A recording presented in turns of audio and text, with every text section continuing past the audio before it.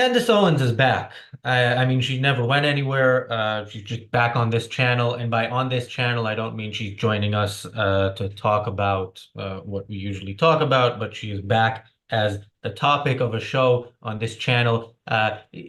Sometimes we talk about some of these more prominent people, generally in the culture and in the past 9 months, specifically the prominent people who hate Israel and hate the Jews. And we talk about them in, whatever context of the latest thing they said, like we talked just now on the Daily Objective and yesterday on the reality show about Roger Waters.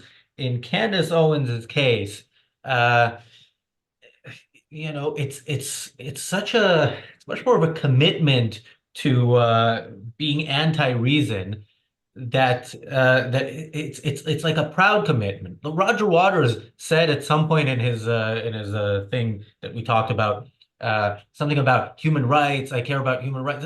Like there's no, I don't know if he said I care about reason, but there's less of this proud hatred of reason. And Candace Owens seemingly couldn't take it further, but she proved us all wrong. Welcome to the reality show. I'm joined by Marco, Richard, Michael. Hey guys, I will go to you quickly for opening comments, and then we will go straight to Candace Owens. Now we're gonna show a clip. We don't have timestamps because everything she says is ridiculous, and we can't make it through the whole thing. But we'll see how much we can. But Marco, any opening thoughts? Yeah, you're talking about a hatred of reason, but actually it's ignorance. She doesn't even know what reason is. She totally buys this thing, the equation of belief and science, and she runs with it. Yeah, I mean the poor woman, as she got a friend or something that says, "Dude, you're actually talking bollocks on when you're live, so just rein it back a bit." But clearly, nobody around her has got the guts to tell her you're wrong. I mean, she's got consistency, all right? She is consistently irrational, consistently jumps from the arbitrary to the arbitrary via an arbitrary method, and you're going to see plenty of that. So I don't want to ruin the surprise of just how arbitrary one individual can be when they really let themselves go. Good call. No spoilers. Michael? Well, when engineers get it wrong and buildings collapse, people die. Candace doesn't want to ever think that maybe her vaccine stance, just to pick one thing, maybe people have died from polio and measles in the past, and now they don't when they're vaccinated. But, she'll never let facts interfere with what she knows is true. Yeah, and she, what she says doesn't really contradict that. I mean, I don't know if she would actually claim otherwise. Thank you, John, for the super chat. John says, "Ha, that thumbnail alone deserves a super chat." I completely agree. Anybody who hasn't seen the thumbnail can see it after the show, but we want to go right to the woman herself and hear it in her fantastic words. So let's start playing the episode.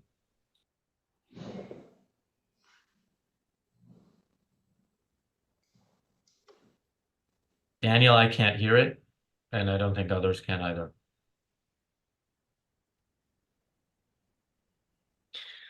All right. We're not censoring you, Candace. It's just a technical issue. All right, guys, June is over. It's July 1st. That means step aside, homos. The heteros are back. By the way, did anybody else notice that Pride Month seemed a little bit dialed down this year? Like maybe they weren't feeling as proud? Let's talk about that. And speaking of Pride Month no more, let's get the sad news out of the way. Brigitte Macron may lose her coveted status as the first man of France because elections are underway and Macron has been defeated by Le Pen's party in the first round. And as to be expected, Paris is on fire. But first, I learned something from a flat earther over the weekend who messaged me on Minette, and I cannot wait to share it with you guys. All that and more coming up on Candace. All right, we don't need to hear her opening her theme song, all that and more. You would think that's enough, but you actually get more if you watch the whole thing, which we will put a link to in the description. Daniel, do you want to put us back on screen. I know we see her nice face there, but let's start with the intro. Marco, anything from the intro that you want to pick? How can you better her, really? She's a joke. I mean, the Macron thing. She once said that Brigitte Macron is a bloke, and rather than saying "Oops, I was wrong," she just doubles down and deny the evidence. As Michael was mentioned earlier on about the vaccination stuff. I mean, these people take the statement safe and effective and take it to the next level, really. Peanut butter is not safe. Some people die just eating it, but it doesn't mean that it's bad, inherently bad. There are situations where, yeah, you balance your risks and the advantages, but that's what it is. Being alive, you always have to consider what's best for you. Again, she doesn't let those pesky little facts get in the way of her statements. Okay, well, Mark has done Brigitte Macron, so that I guess that leaves me with the homos. I mean, what do you say about this? I mean, it's just nonsense, isn't it? I mean, you're buying into what you're being told is Pride Month or Homo Month or whatever you want to call it, and then things are back to normal for the other 11 months. It's just. I would rather have spoken about Brigitte Macron, to be honest, and the lack of evidence, and whether whether the onus is on Brigitte Macron to prove that she's not a man, and how she should go about that to the satisfaction of Candace Owens, and the joy of the rest of us. Yeah, what can I say? Yeah, if she does that, that is not content that we're going to have on this channel, but we'll report about it. Michael. Yeah, I mean, I think that this notion which seems to be coming up again is a confusion between having people allowed to have an opinion and that all opinions have equal weight and deserve attention and review. If she chooses to waste her time on talking to someone who believes the earth is flat, let them. And I can say to people, and I don't usually put this out there so bluntly, but everything that she stands for is completely against everything that I've spent my life doing to try to improve medicine for folks. I have an MD and a PhD from Johns Hopkins. I'm a board-certified internist, and I've been around many new cancer drugs in my life and helped get them approved. And there are people that I know that are alive today because of the rationality that went into designing these novel therapies. And for instance, the disease I spend most of my time in is myeloma, multiple myeloma, which used to be a 2-year death sentence and is now many patients are living over 10 years. Some patients are exceeding their expected lifespan, only because of rationality. And by the way, all the drugs have side effects. And according to her, we shouldn't be using any of them because they're not completely safe. And frankly, they're not completely effective. But there are people alive today because of them. So people who want to be irrational, let them, but I would strongly urge everybody listening to this show, don't spend any time listening to them. They actually don't deserve an audience, and they don't deserve any of your hard-fought time.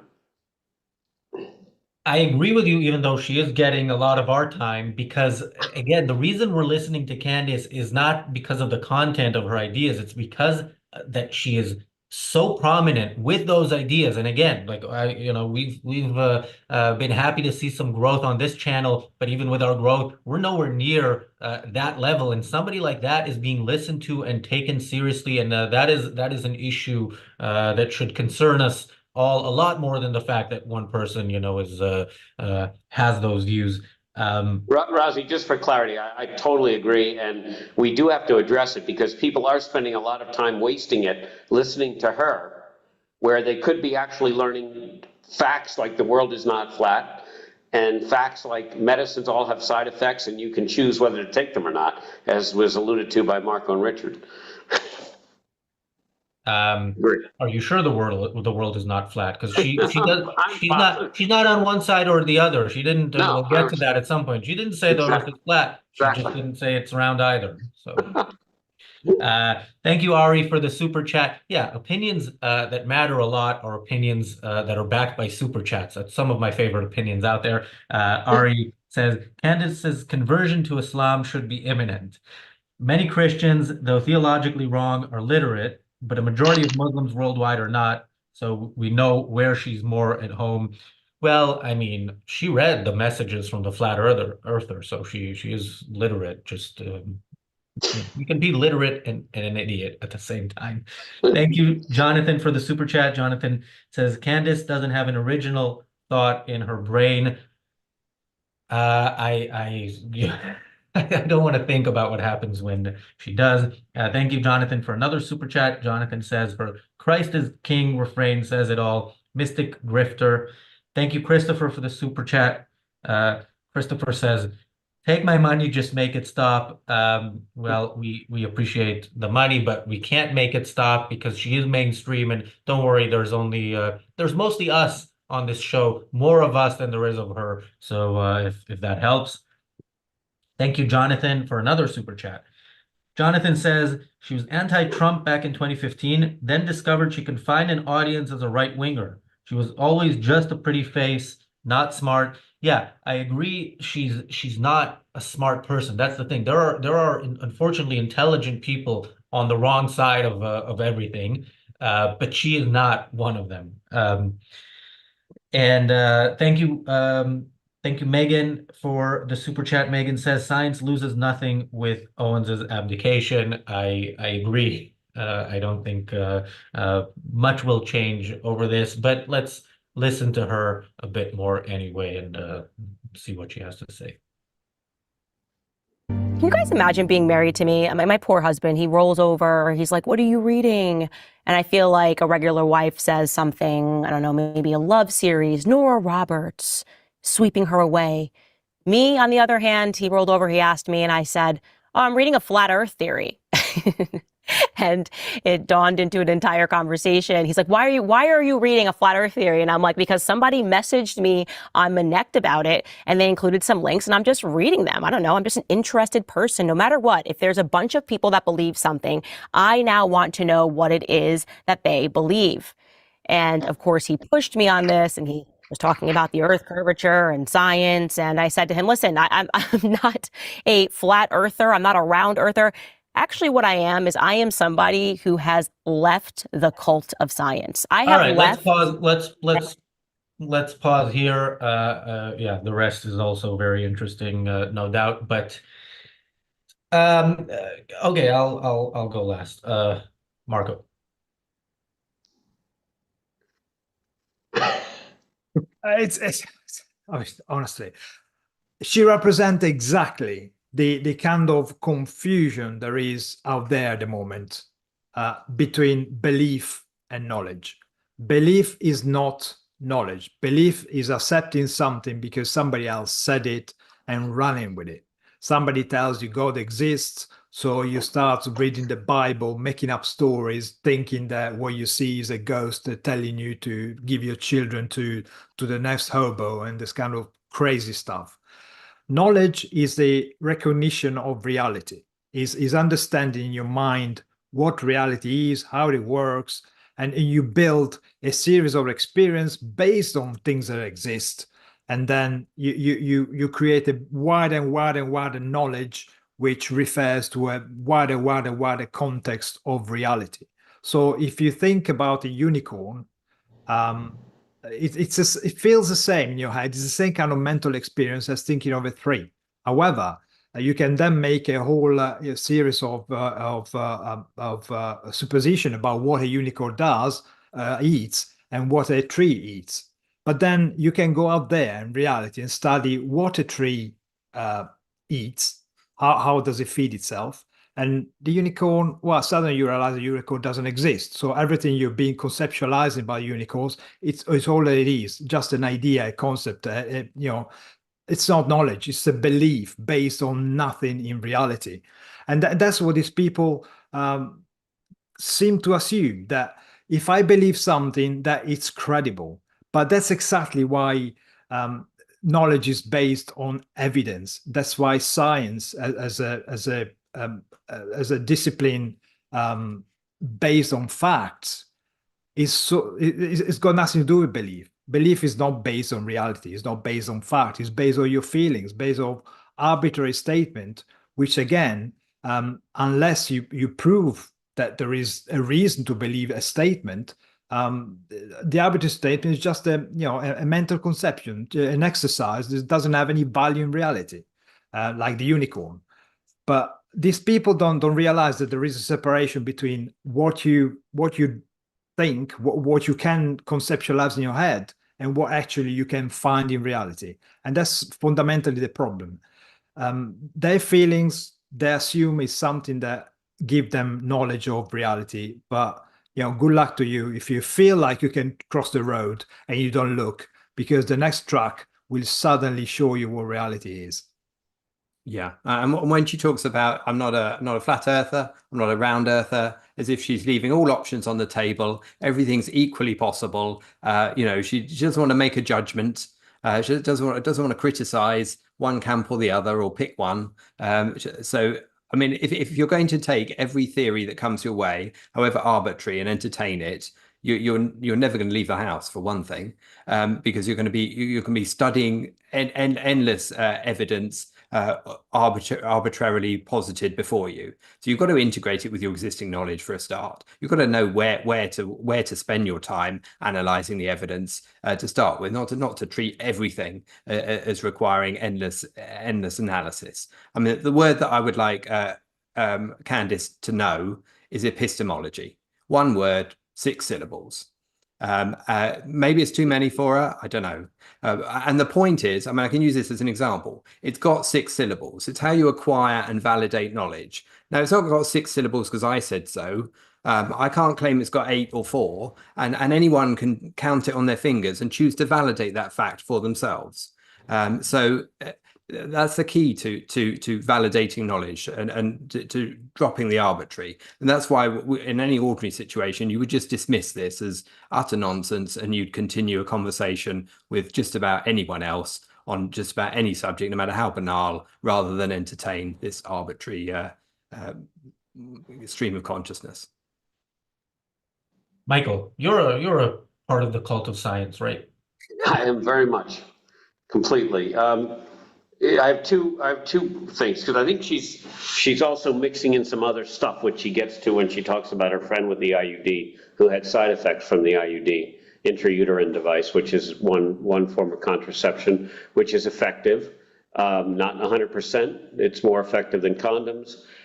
It's probably as or more effective than the oral contraceptive pill when taken properly, and when the pill is taken properly, and you don't have to worry about taking it because it's there, and it is made out of copper, and we put a lot of things in people's bodies that are made out of different things in order to help them. We put heart valves into people that are made out of metal to save their lives.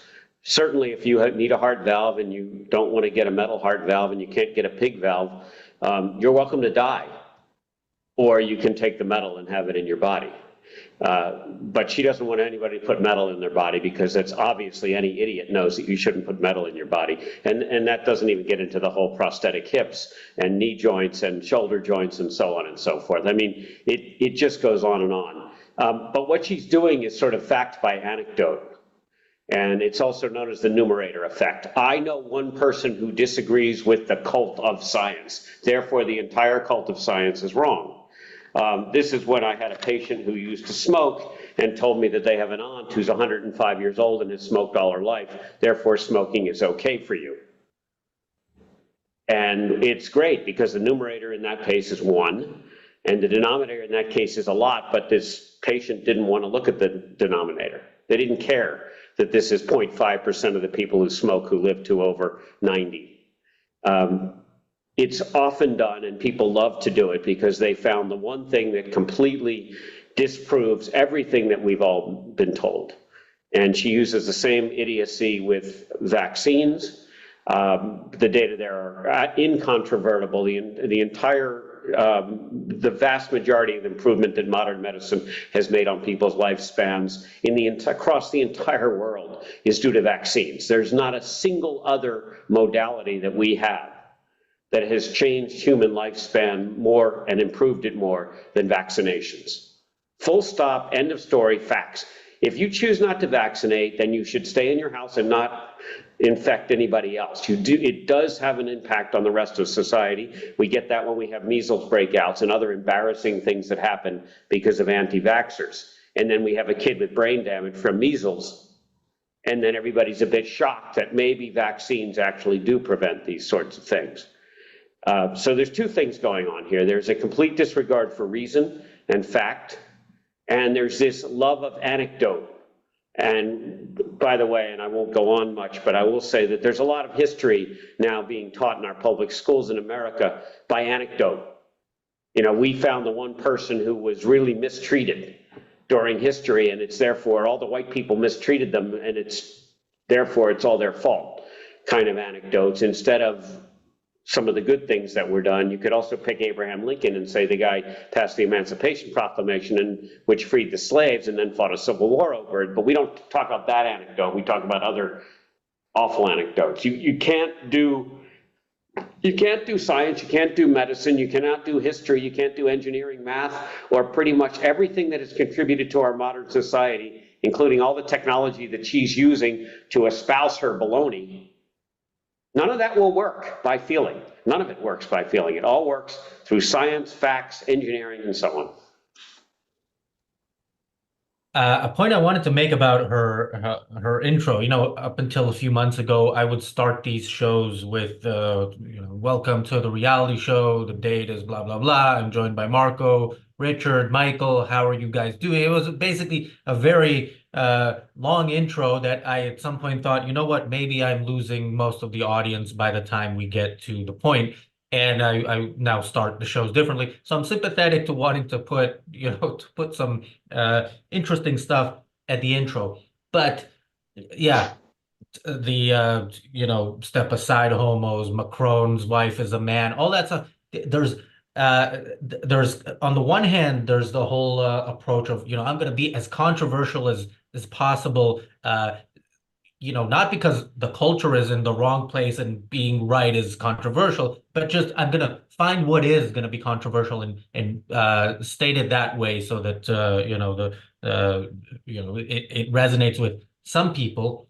And there's a point where, when she first said Macron's wife is a man, that was, considered very offensive, obviously, and so on. And at some point, it's like it loses its offensiveness. It's empty. Okay, you're trying to offend people, so you're saying stupid shit, and at some point nobody cares. And yeah, this idea that, look, I'm going to listen to what everybody has to say. If enough people believe something, really, I mean, so rationality is not let's listen to what everybody has to say. It's let's look at reality and see, what the facts are and what values can be derived from that. And it's much more simple, actually, than I think her approach, and certainly is much more effective than her approach if you want to live a good life. Thank you, Megan, for another super chat. Megan says, some women read neither Nora Roberts nor Flat Earth. Some women read Code Breakers and Alchemy of Air. Thank you, Apollo Zeus, for gifting an Ayn Rand Center UK YouTube membership. Thank you, Roland, for the super chat. Roland says, how can a three-dimensional object be flat? Is this some newfangled non-Euclidean geometry, or am I just being a science cultist? Yes, you are. Thank you, Tron, for the super chat. Tron says, thank you all for your work. Marco and Richard should consider publishing more content online. You're not the first person to say that. Yeah, I completely agree. Thank you, Jonathan, for another super chat. Jonathan says, her use of the Bible and God as every justification is self-disqualifying. One of my favorite lines from Rand, you speak of faith, I have none.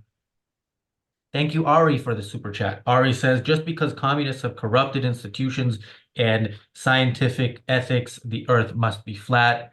Thank you, Granny Rose, for becoming a YouTube member. I'm not a part of the cult of accounting, but when ARCUK has to pay the bills, it has to be with the money that we have. So I really appreciate all the super chats. An added benefit of the super chats is I have to read them, and that means you get less Candace and more super chats. But I have read them all, so now more Candace.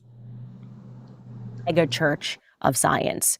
Because what I have now realized is that science, what it is actually, if you think about it, is a pagan faith. I'm going to give you an example of exactly what it is I'm talking about in case you think you disagree. A woman tweeted this. You may have seen me retweet this over the weekend. Her name is Beth. She wrote this. Years ago, I was assured that an IUD was safe, effective, and could be removed at any point if I decided on having more children. It was FDA approved, after all.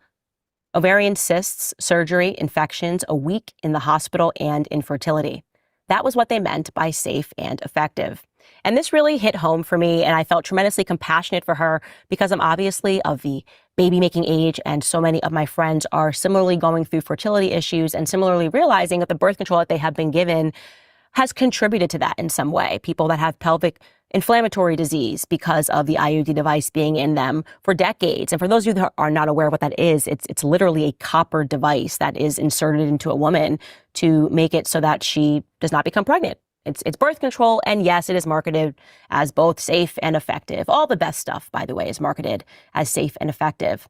And I was saying to my husband how it's become such a difficult topic to talk about because I am compassionate for my friends that are going through this. But then there's another side of me that is just amazed, confounded. And I genuinely ask this question. I say, how could any person get to a point where a doctor tells them that putting something that is copper inside of them for a long period of time is perfectly safe and effective and will have no long-term side effects, without that person being told the information, just having something that comes online inside, something spiritual, maybe as opposed to referring to it as your gut instinct, we should refer to it as the Holy Spirit.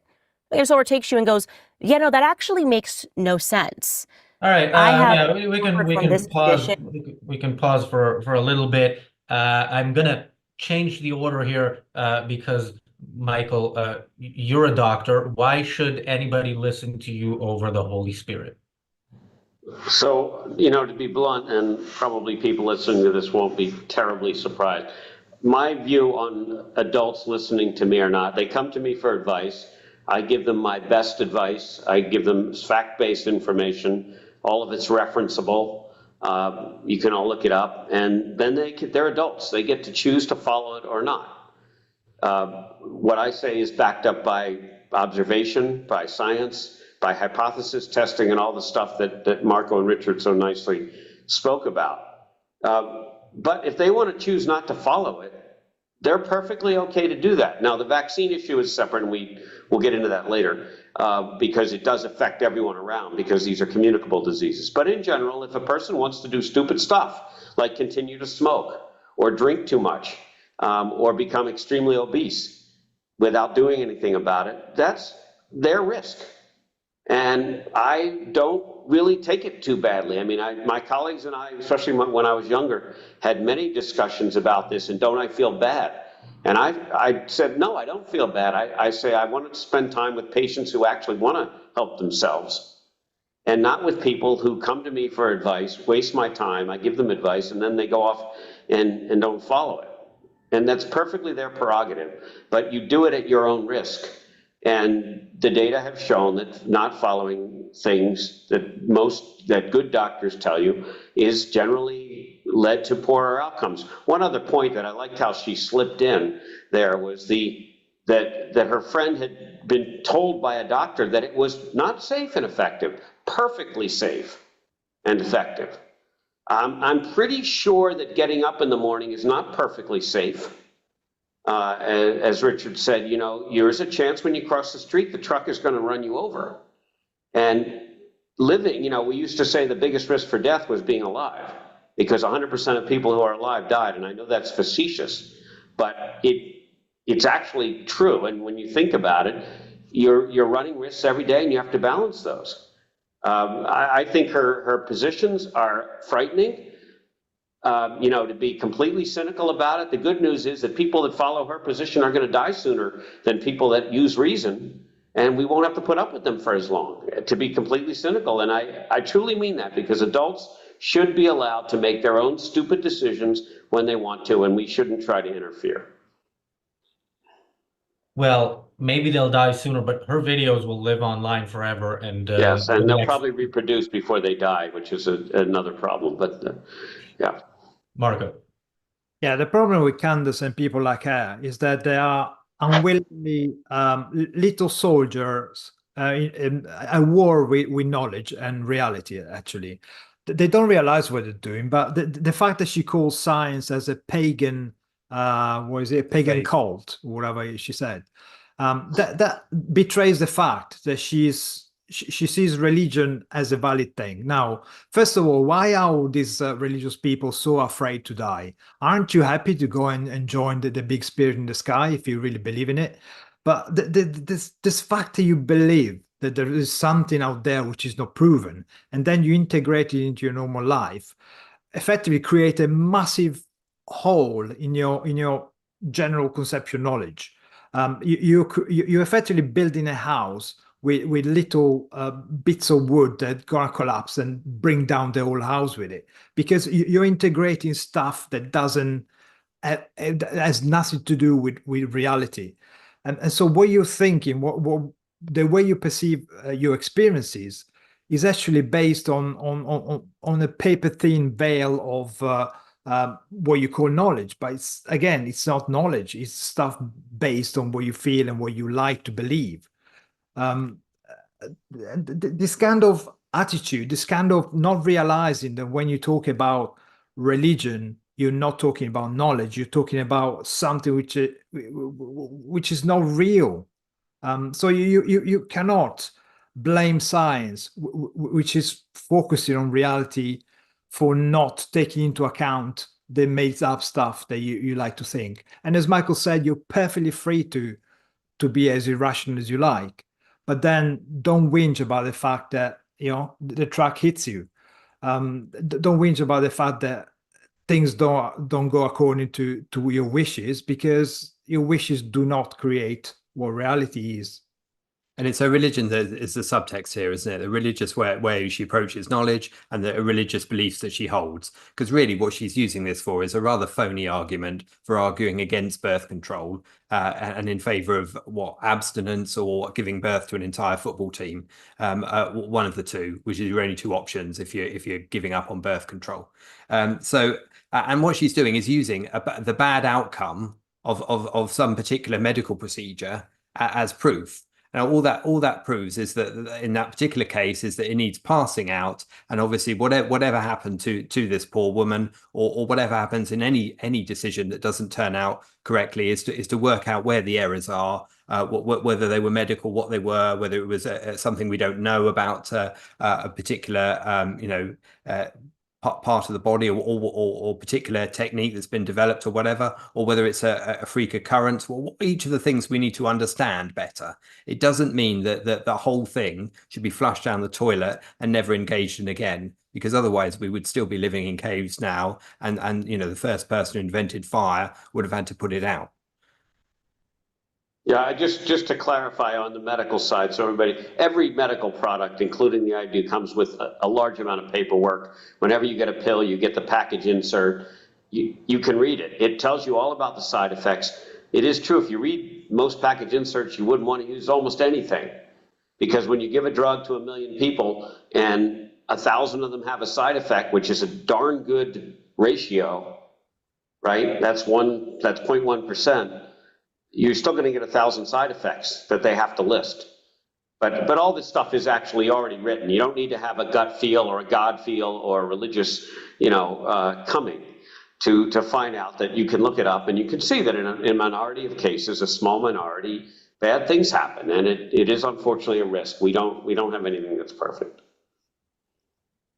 Yeah, whenever I'm in the US and I see commercials on TV for any medicine, there's the commercial for the medicine, and then there's the end of the commercial where they go very quickly through all the things that really make you not want to take it. But Yeah, I guess some people listen to that part. And thank you, El Rito, for being a member for 4 months.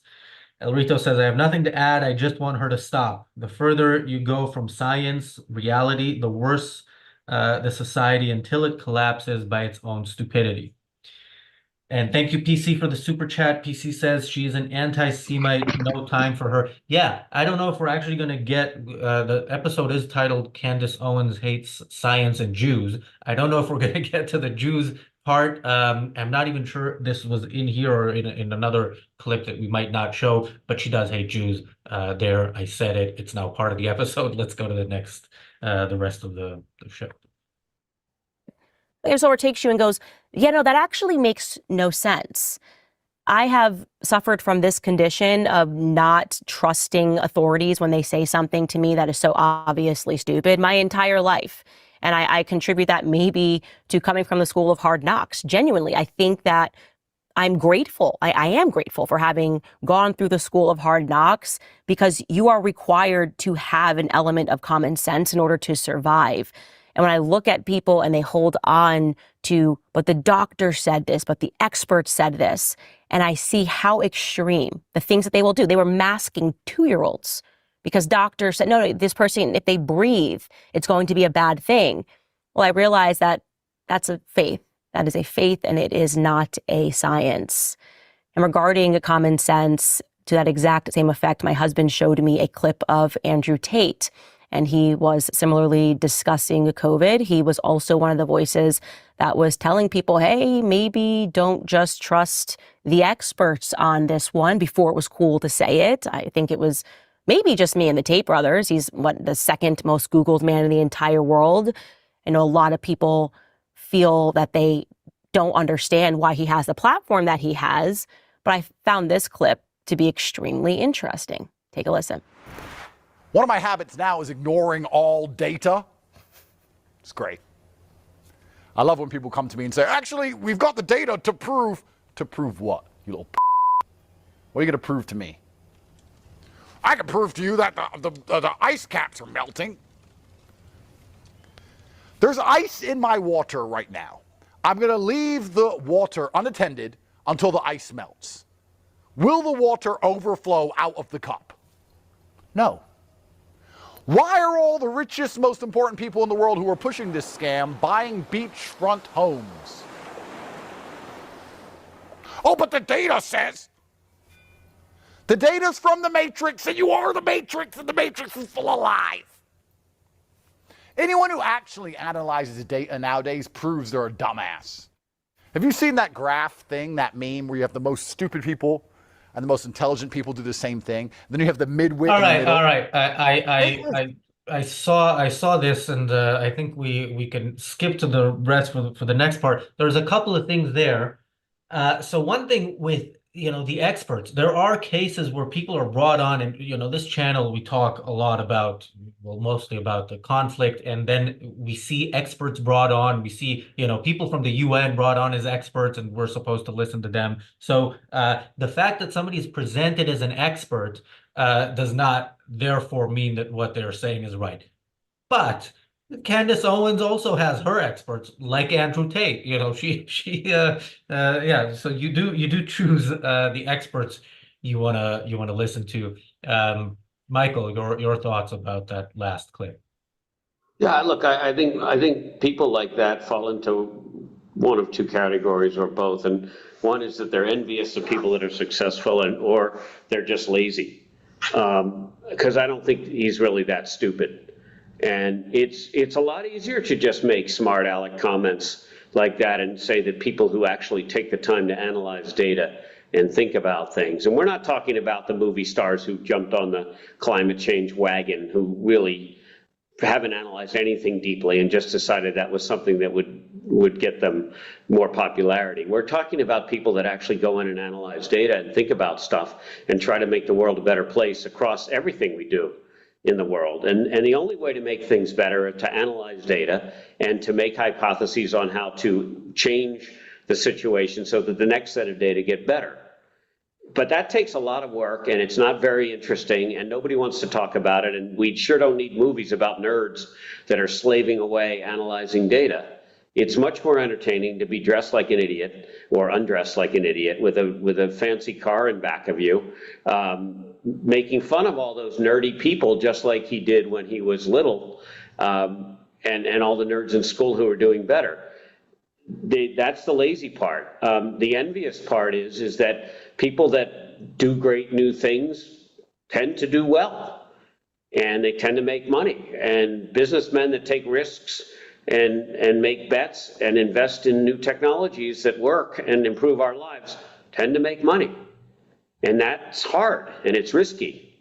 And it's good to be envious of those people, because if you can knock them down by not working hard and not doing anything else, and get people to follow you, you know, that's their MO. The last thing I'll say is that George Orwell has a great quote. It goes like this: however much you deny the truth goes on existing. And these people, you know, they can talk and talk and talk. And I used to do this with my patients who smoked, and then 2 years later, we're sitting there looking at their CAT scan, and there's a giant mass in the lung, and it's lung cancer, and they have a year to live. That's the way it works. Facts win out. The truth always wins, no matter what you think. Yeah, truth is nice, but did you see those pecs, Marco? Yeah, did you see the car? How does the car work? By praying and hoping that the bits get together. Again, this continuous attack on knowledge and rationality is based on the fact that we are not omniscient, so we make mistakes now and then, and therefore we must be wrong on everything. That's what these people leverage. They take an instance where there was a mistake and they use it to prove, you see, it's all wrong. It doesn't work. I built the engine in the wrong way. Something wasn't quite right. Therefore, the engine doesn't work. It's a stupid idea. Let's go back to horse and cart. And it's a kind of thinking, which is effectively, as Michael was saying earlier on, is concrete bound. You take an instance and you infer from it whatever you want to do, whatever you want to say. And that's exactly the kind of stuff you have to push back, because knowledge we make mistakes sometimes. So we go back, try to understand what the actual mistake was, what the thing that doesn't correspond to reality was. We correct it and then we move on. That's how progress is made. That's how we went from, learning how to light a fire to using fire to propel a rocket to the moon and back, and land on the right platform all the time you try to do it.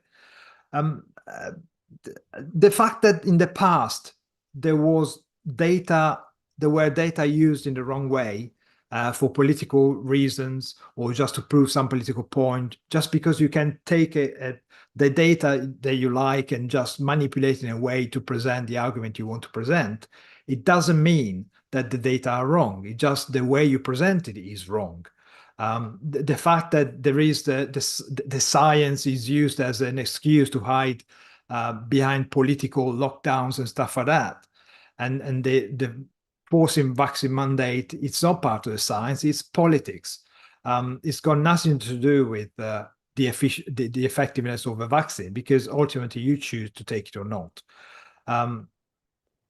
This continues trying to make you feel like there is an entity out there called the science that can be right or wrong, and not realize that actually the science doesn't exist as such, but people who work and use science should be taken into account, made accountable for the mistake they make, or the things that they willfully the way they willfully present things in a way. So to take, for example, Fauci, yes, he said lots of wrong things. You could argue that it was in the pocket of politicians or whatever. But if that's your argument, talk about that. Don't just smear the whole field because you want to kind of suggest something, but you don't really have the the data and the facts to actually make your point. So don't just suggest it and fill in the gaps with your beliefs, because that's not knowledge. Again, thinking that science is this thing with no people involved is effectively a form of collectivism. You ignore the fact that scientists and people are behind what you call the science, and you blame the science for the mistake or the willful mistake or willful deception that somebody might do. But that's not science. That's somebody who's trying to deceive you. You cannot do that and try and get away with it.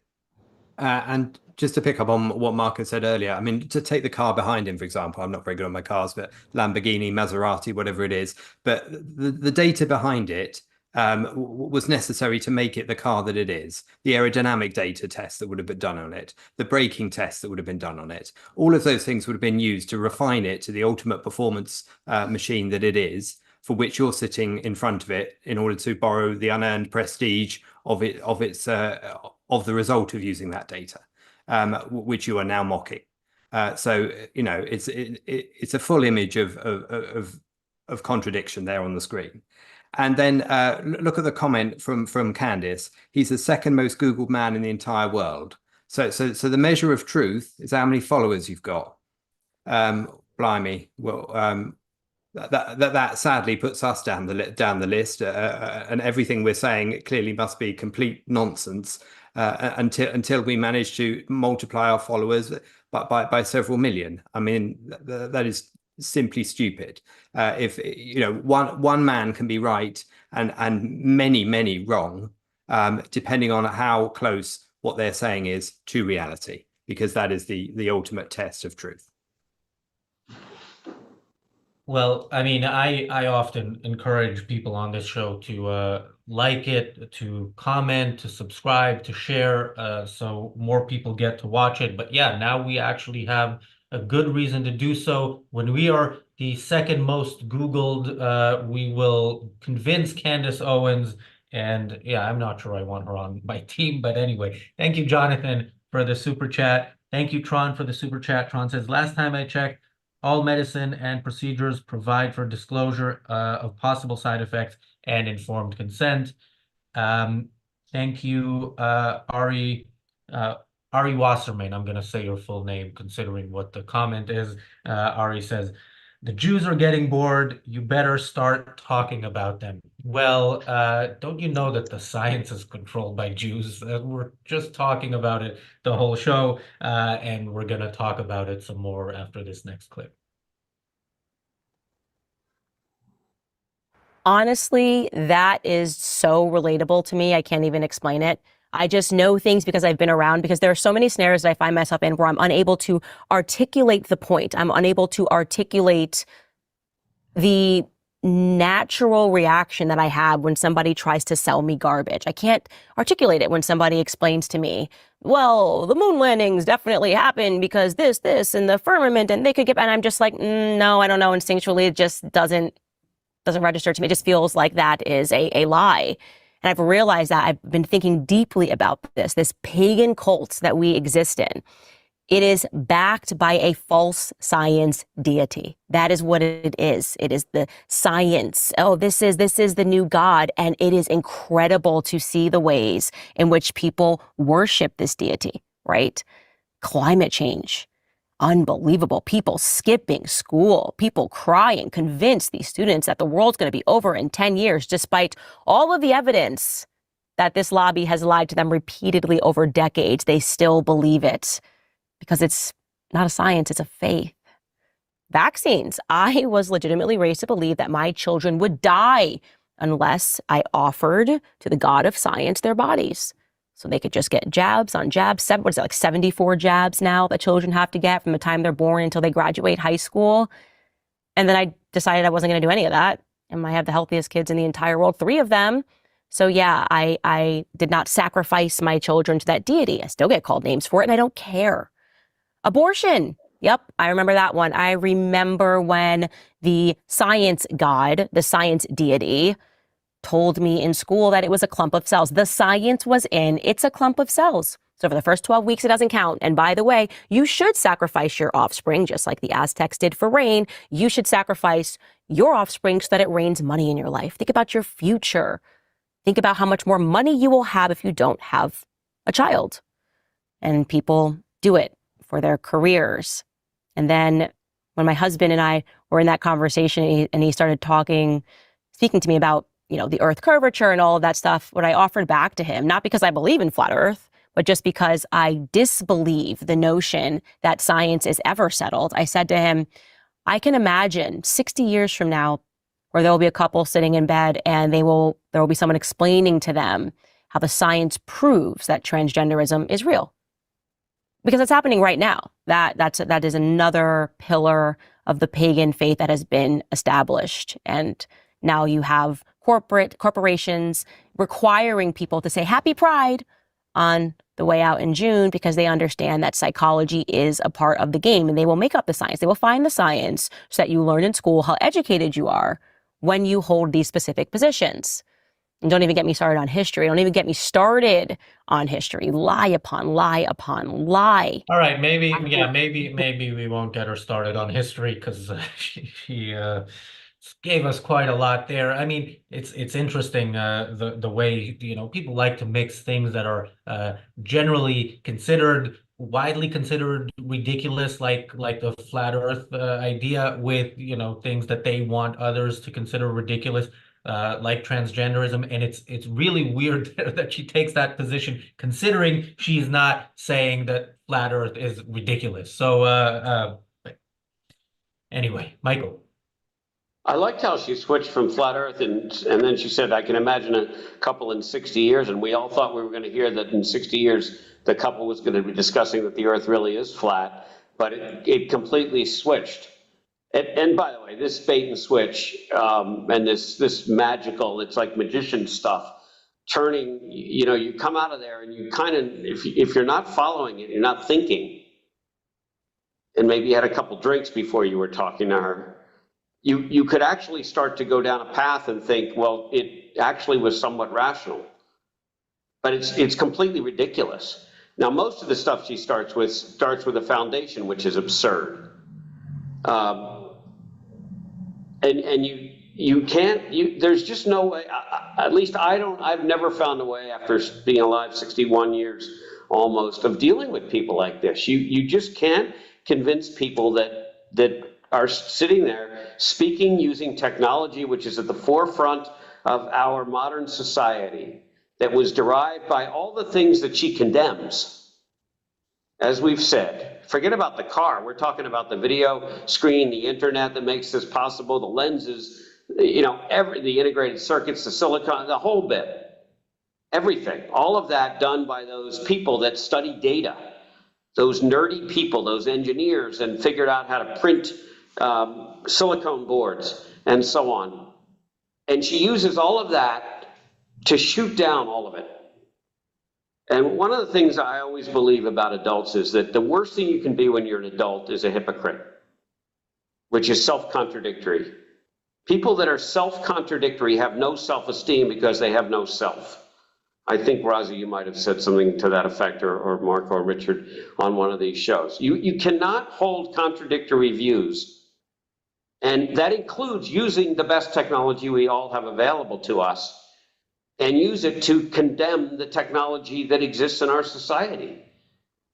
The last point I'll make is that her comments about her 3 kids being the healthiest kids around is obviously a numerator effect, and it's ridiculous. Let's assume it's true. We'll take it at face value.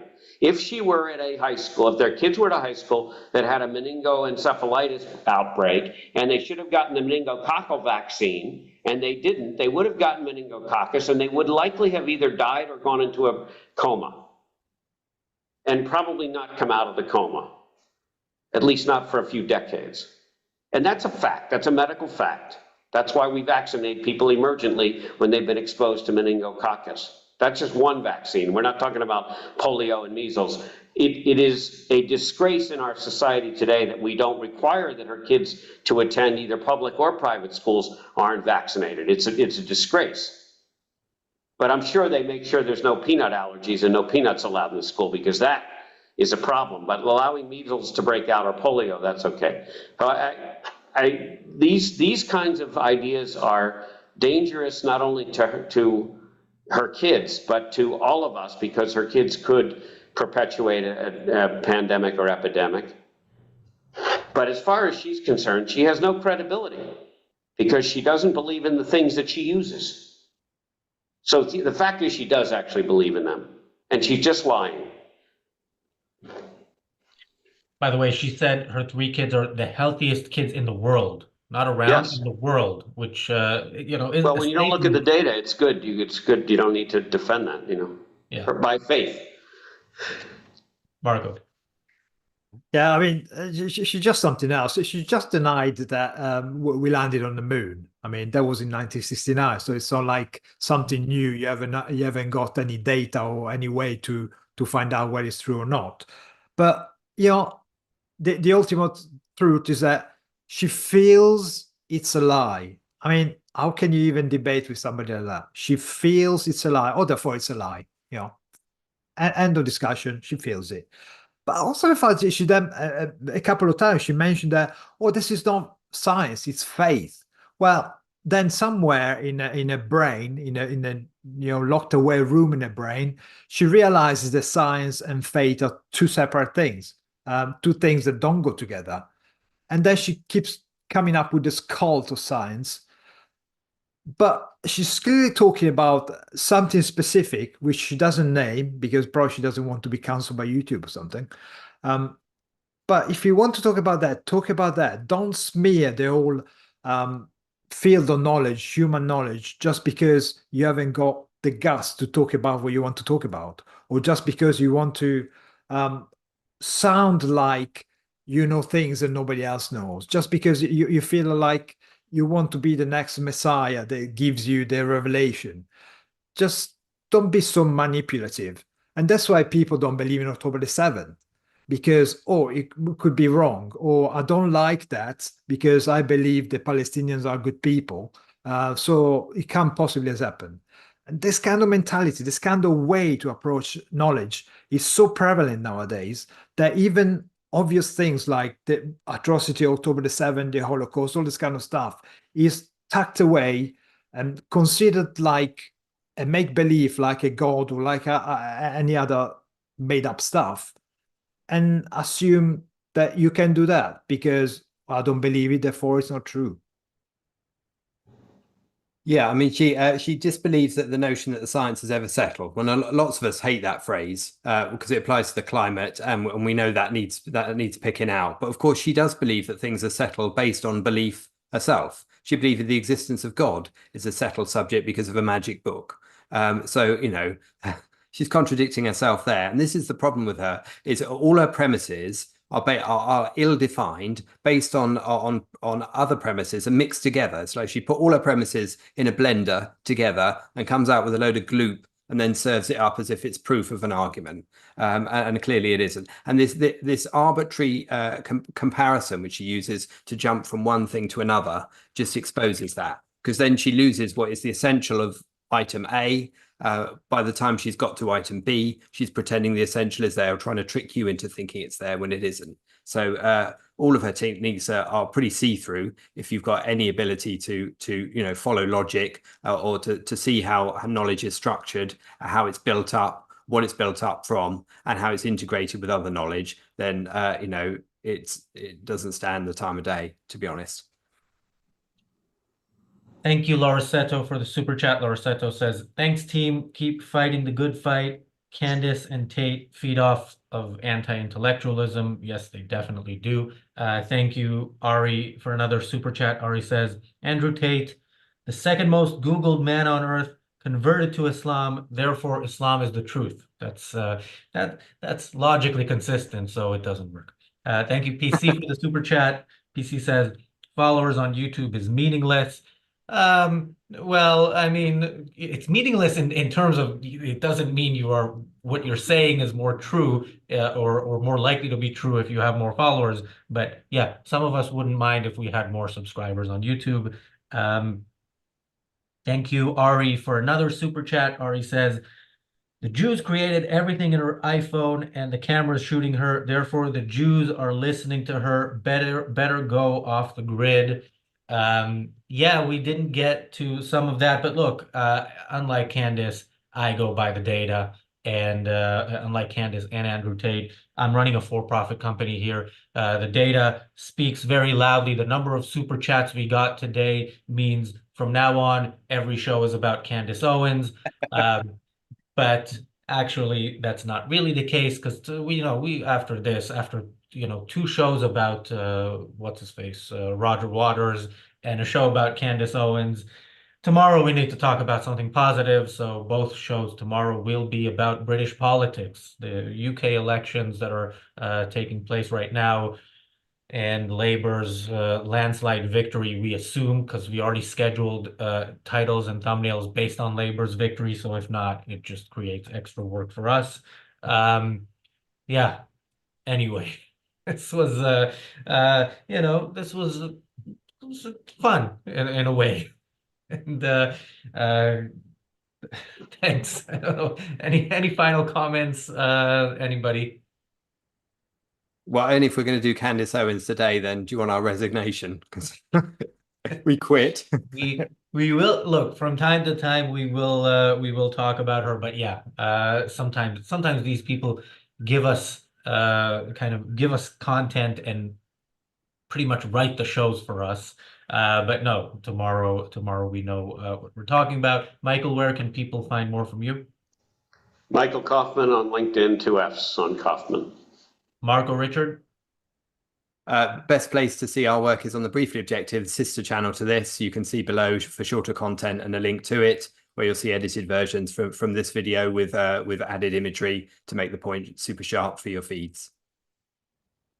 I'm Razi Ginzberg on X. If you're watching this live and follow me right now, then throughout the night you will see me tweeting or Xing or whatever it's called about the elections until I've had enough. And if not, you will hear me talk about it here tomorrow. Thanks everybody for watching. We'll see you tomorrow. Good night. Bye-bye. Bye-bye.